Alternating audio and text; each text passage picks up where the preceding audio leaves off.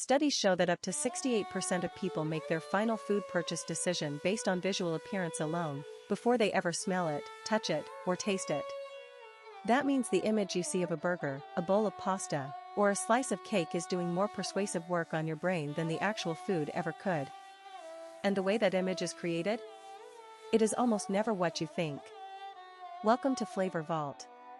What you are about to learn will permanently change the way you look at food advertising, restaurant menus, and even your own cooking photos. In the next 10 minutes, we are going to break down the psychological science behind food photography, the industry tricks that have been used for decades, and one deeply counterintuitive secret that the food industry does not want you to think about too hard. Because once you understand how your brain is being manipulated every single time you look at a food image, you will never see a menu the same way again.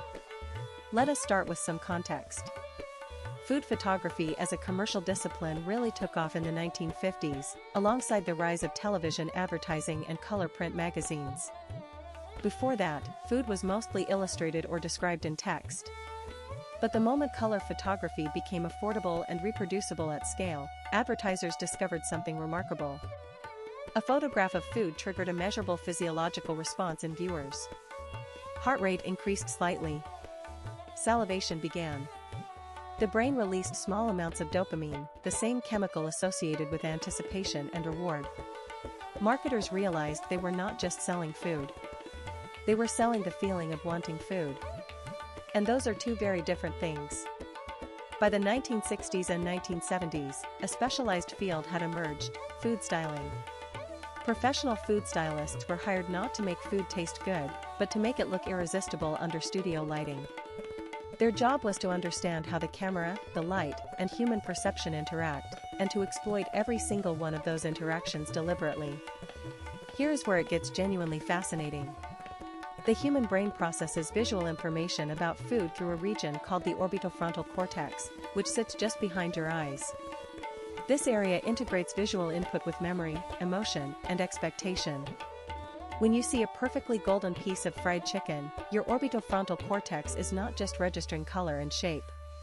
It is pulling up every memory you have of eating fried chicken, every positive emotion attached to that experience, and projecting all of it onto the image in front of you. You are not seeing the photo. You are seeing your entire food history filtered through that photo. This is why specific visual cues trigger such powerful responses. Steam rising from a bowl of soup signals heat and freshness. A glistening glaze on a donut signals sweetness and moisture. Bubbles on the surface of a drink signal carbonation and coldness. These are not accidental. Food photographers and stylists engineer every single one of these signals on purpose. But here's what nobody talks about: most of those signals are completely fake. The steam rising from that bowl of soup is often produced by a soaked cotton ball heated in a microwave and hidden just off camera. The glaze on that donut may be shellac, the same substance used to finish wooden furniture, because actual sugar glaze collapses under studio lights. The perfect grill marks on that burger were almost certainly applied with a heated metal rod, not a grill, because actual grilling produces inconsistent results that cameras do not flatter. And those condensation droplets on the cold beer bottle? In many cases, they are drops of glycerin, which cling to glass indefinitely, unlike real water droplets that evaporate under hot studio lighting.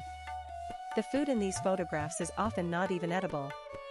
Ice cream in advertisements is frequently made from a mixture of powdered sugar and vegetable shortening because real ice cream melts within minutes under studio lighting. The milk poured over cereal in commercials is usually white glue, because real milk makes cereal soggy within seconds. Turkeys in Thanksgiving ads are often raw inside and lacquered on the outside, because a properly cooked turkey loses its visual sheen and symmetry. What we are looking at in food photography is essentially a theatrical performance. The food is a prop, and the goal is to trigger a neurological response, not to represent reality. So why does it work so well? The answer lies in a concept called sensory substitution. Because we cannot taste or smell a photograph, our brains automatically compensate by amplifying the visual signals and filling in the gaps with imagination and memory. A 2014 study published in the journal Flavor found that people who were shown high-quality food images before eating actually reported their food tasting better than people who were not shown images. The visual priming literally changed the perceived taste experience. The image made the food taste better even when the food was identical. This is also why restaurant menu design is one of the most psychologically sophisticated fields in modern marketing. The placement of a food image on a menu is not random. Eye tracking studies show that people's gaze naturally moves to the upper right corner of a menu first. Items placed there, or accompanied by photographs, are ordered significantly more often. Some research suggests that a single strategically placed photograph on a menu can increase orders of that item by as much as 30%. Restaurants know this. They have known it for decades. Color psychology plays a massive role as well. Red and yellow are universally used in fast food branding not by coincidence but because research consistently shows that red stimulates appetite and urgency, while yellow triggers feelings of happiness and optimism. The combination of the two produces a neurological state that is highly favorable to impulse purchasing. McDonald's, Burger King, In-N-Out, and dozens of other chains all lean heavily into this palette for exactly that reason. Lighting in food photography is designed to mimic the most flattering natural light, usually the warm, golden light of late afternoon, which is often called the magic hour in photography. This light makes skin look beautiful and food look warm, rich, and inviting. It also increases the appearance of texture, which is a critical trigger. The human brain responds intensely to perceived texture in food images because texture provides information about crunchiness, flakiness, and tenderness, all qualities associated with well-prepared, high-quality food. But here is what nobody talks about when it comes to texture: we respond to it in images even though we cannot feel it. A 2016 study from Cornell University found that rough, textured food surfaces in photographs were consistently rated as more flavorful and satisfying than smooth surfaces, even when the foods were identical. The brain is so desperate to fill in sensory gaps that it invents a taste experience based purely on visual texture information. This has real-world consequences that go well beyond advertising. Social media platforms, particularly Instagram and TikTok, have fundamentally transformed how home cooks and restaurants present food. The rise of food photography culture has changed what restaurants prioritize. Dishes are now frequently designed to be photogenic before they are designed to be delicious. The cross-section of a layered cake, the pull of melted cheese, the crack of a creme brulee, these are choreographed moments designed specifically for a camera audience, not a dining audience. Professional food photographers talk about something called the hero shot, the single, definitive image of a dish that does all the emotional and persuasive work. Building a hero shot involves color balancing, precise lighting angles, careful prop selection, and often hours of shooting dozens of versions of the same dish to capture that one perfect moment of visual appeal.